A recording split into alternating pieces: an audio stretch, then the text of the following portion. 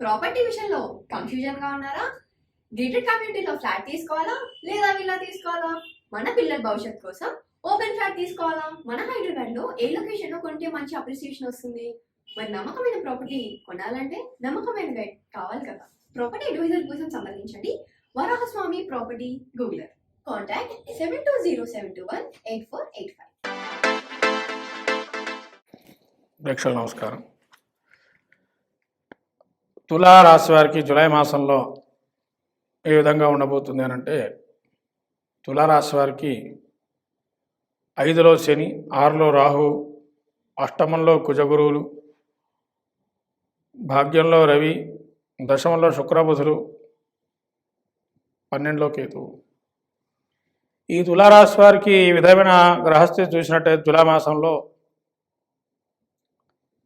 శని 5లో సంచారం వలన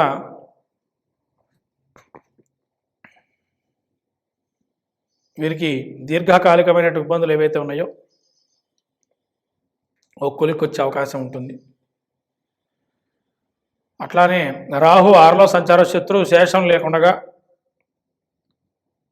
నశించిపోయే అవకాశం ఉంటుంది. అట్లానే కుజ గురువులు ఈ అష్టమ స్థానంలో సంచారం వల్ల శిరోవేదన అనేది ఉంటుంది. అట్లే గురువు అష్టమ స్థానంలో సంచారం అనారోగ్యం అనేది కూడా ఉంటుంది. 9లో రవి సంచారం వల్ల అనుకూలమైన అంశము. 9లో రవి మంచి సత్ఫలితాలు ఇస్తాడు. ఎంత అనారోగ్యం ఉన్నా ఎంబటే వాటిని తిరగదొక్కొని నిలబడే అవకాశం ఉంటుంది. మళ్ళీ శుక్రబుధులు ఈ దశమస్థాన సంచారం వల్ల మళ్ళీ వీరు పూర్వ వైభవాన్ని తెచ్చుకోవడానికి అవకాశం ఎక్కువగా ఉంటుంది.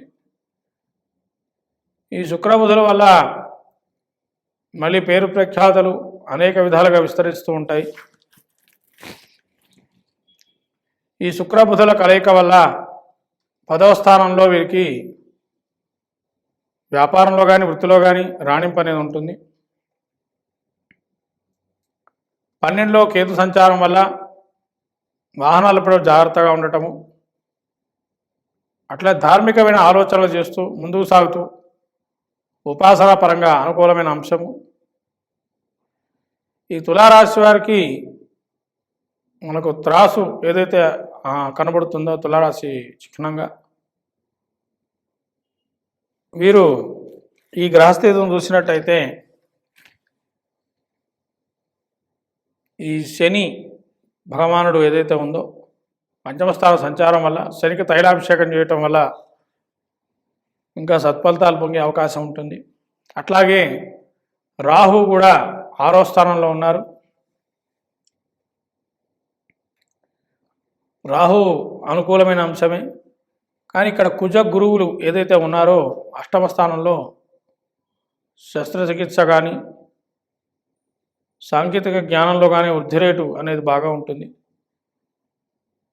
ఎవరిని తొందరగా నమ్మరు. అట్లనే గురుడు అష్టమ స్థాన సంచారం వల్ల ఆరోగ్యం బాగుంది. ఇక 9లో తదుపరి రాశి ఈ యొక్క 10లో సంచారం వల్ల రవి స్తబ్దుగా ఏర్పడే అవకాశం ఉంటుంది. 15 రోజులు బాగుంటుంది, అవతల 15 రోజులు బాగుండదు. ద్వితీయార్థము. తులారాశి వారికి మొత్తం మీద ఈ జూలై మాసంలో 60-40% ఫలితాలతోని బాగుంటుంది. ఈ రాశివారు ఇంకా మంచిదైన ఫలితాలు పొందడానికి వినోద కార్యక్రమాలు కానీ అనేకమైనటువంటి ఉన్నాయి. ఇంకా సత్ఫలితాలు పొందాలి అనుకున్నట్లయితే సుబ్రహ్మణ్య స్వామి ఆరాధన, దక్షిణామూర్తి స్తోత్రము, శివారాధన చేయటం వల్ల మంచి సత్ఫలితాలు వస్తాయి. వీటి వలన వీళ్ళు ముందరికి వెళుతూ తదుపరి అయినటువంటి అనేకమైనటువంటి కార్యక్రమాలు కూడా దిగ్విజయంగా సాగుతాయి. మొత్తం మీద తులారాశి వారికి కొంతవరకు 60-40% విధంగా బాగుంది.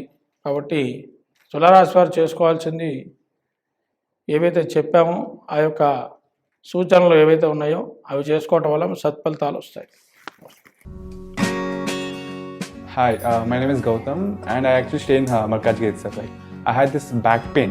It's been 1.5 years. I have tried many treatments like chiropathy, oil massage, physiotherapy especially, but it didn't work out as much like what I expected. I strongly suggest homeopathy because నేను personally allopathy చాలా suffer అయినా, and I definitely do not recommend allopathy. You people can carry on with the homeopathy. Area Malkajgiri, and doctor name is like Nageshwar Rao, and the clinic name is Neocare Homeopathy.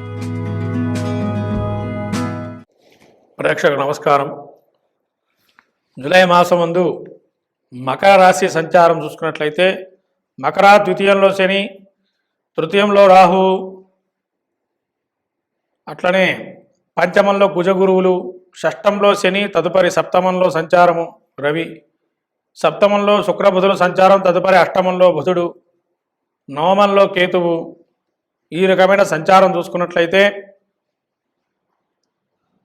ముఖ్యంగా సంతానం వల్ల చికాకులు అనేవి అత్యద్భుతంగా కనబడుతున్నాయి.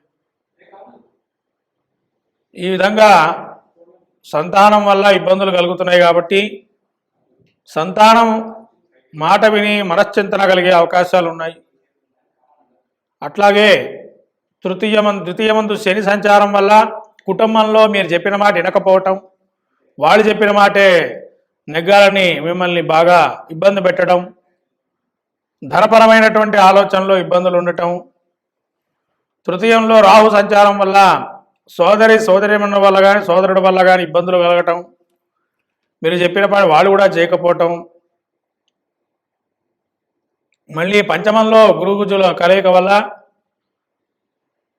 ఇప్పటి వరకు ఏదైతే మంచి జరుగుతుందో ఈ కుజుడు పంచమస్థాన సంచారం వల్ల కొంత ఇబ్బందులు అనేవి ఎదుర్కొంటారు.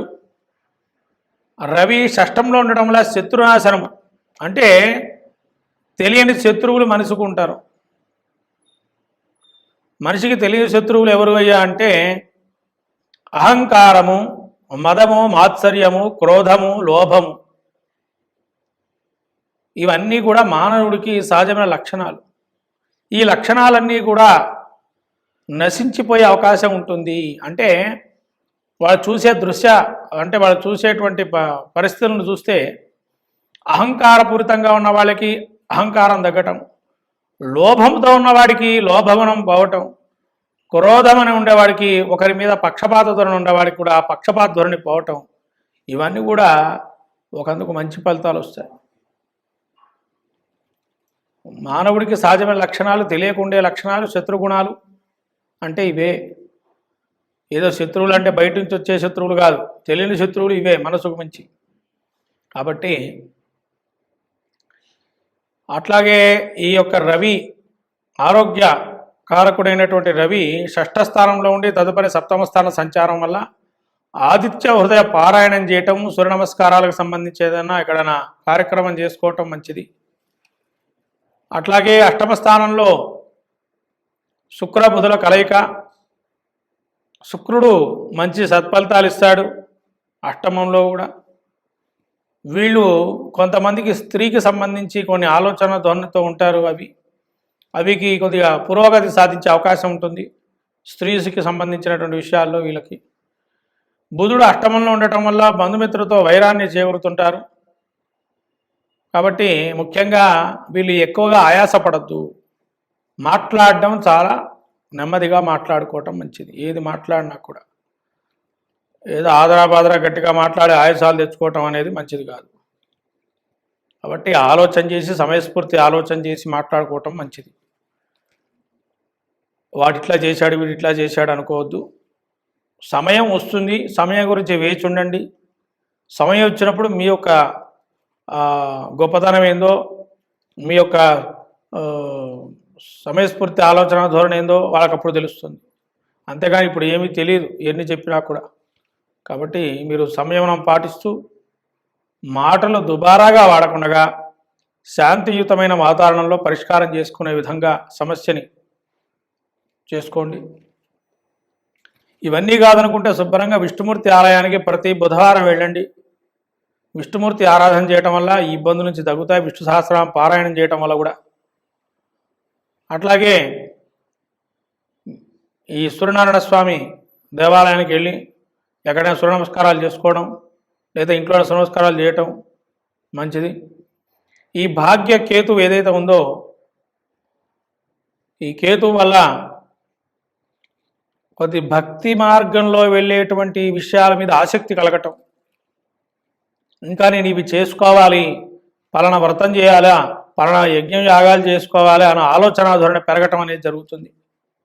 కాబట్టి మొత్తం మీద మకర రాశి వారికి 70% మంచి ఫలితాలు ఉన్నాయి, 30% ఇబ్బందులు చేకూర్చే అవకాశం ఉన్నాయి. వాటి మనం దృష్టిలో తీసుకోకుండా నడవటం మంచిది. ఏది ఏమైనా కూడా మాట ధోరణి వల్ల అనవసరమైన అనారోగ్యాలు చేకూర్చే అవకాశం ఉంటుంది. ఇప్పటివరకు కూడా అనారోగ్యాలు కొన్ని ఉన్నాయి, కానీ అనారోగ్యం తప్పించుకునే అవకాశం కొంతవరకు ఉండాలి అనుకుంటే సూర్య నమస్కారాలు చేయటం వల్ల మంచి సత్ఫలితాలు వస్తాయి. ధనుసు రాశి వారికి మొత్తం మీద అనుకూలమైన ఫలితాలే ఉన్నాయి ఈ యొక్క జూలై మాసంలో.